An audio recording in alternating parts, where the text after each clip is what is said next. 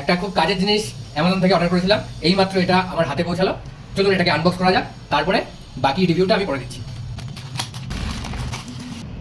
বোয়া by V10, এটা একটা microphone যেটা আমার ব্লগগুলো করতে অনেক সুবিধা হবে, সাউন্ডটা খুব ভালো আসবে। চলুন ভেতরে দেখি কী আছে।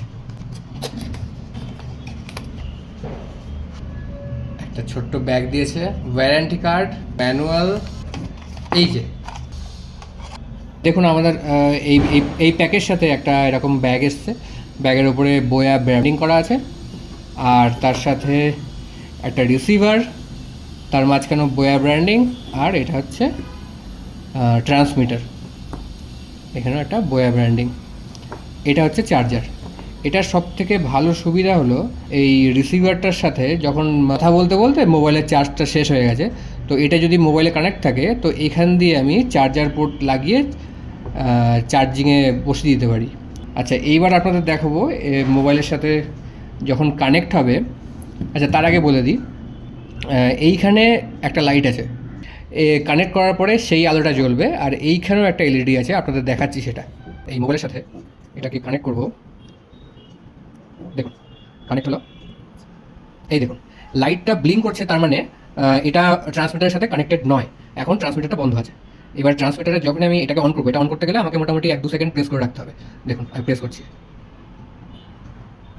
দেখুন দেখুন ব্লিঙ্ক করা থেমে গেছে, তার মানে এই দুটো কানেক্টেড হয়ে গেছে। আচ্ছা, তার সাথে বলে নিই, এর পেছনে একটা ক্লিপ আছে, যে ক্লিপটা 360 ডিগ্রি রোটেট করা যায়। এটা খুবই ইউজফুল একটা হার্ডওয়্যার ফিচার। চলুন এবার মাইক টেস্ট করা যাক। এই এখন যে রেকর্ডটা হচ্ছে সেটা হচ্ছে মোবাইলের ইনবিল্ট মাইকের রেকর্ড, মাইক্রোফোনটা কানেক্ট করা নেই, আপনারা দেখতেই পাচ্ছেন। এইবারে বলে নিই, এই যে মাইক্রোফোন যেটা ট্রান্সমিটার, সেইটা 9 ঘন্টা ব্যাটারি ব্যাকআপ দেবে, আর রিসিভারে কোনো ব্যাটারি নেই। এইটা মোবাইলে যতক্ষণ ইচ্ছা কানেক্ট করে রাখতে পারেন, আর এটা ল্যাপটপের সাথেও কানেক্ট করা যায়। এবার আপনাদের শোনাবো এই মাইক অন করে সাউন্ডটা কেমন আসে।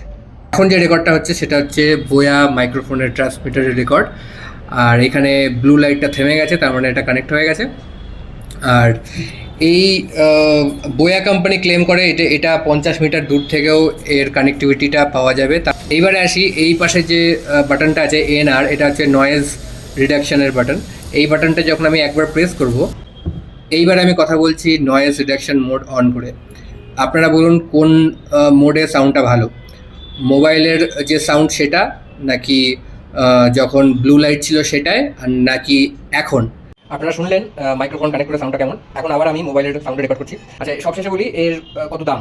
আমি এইটা কিনলাম অ্যামাজন থেকে, আমার দাম পড়লো 2600 টাকা।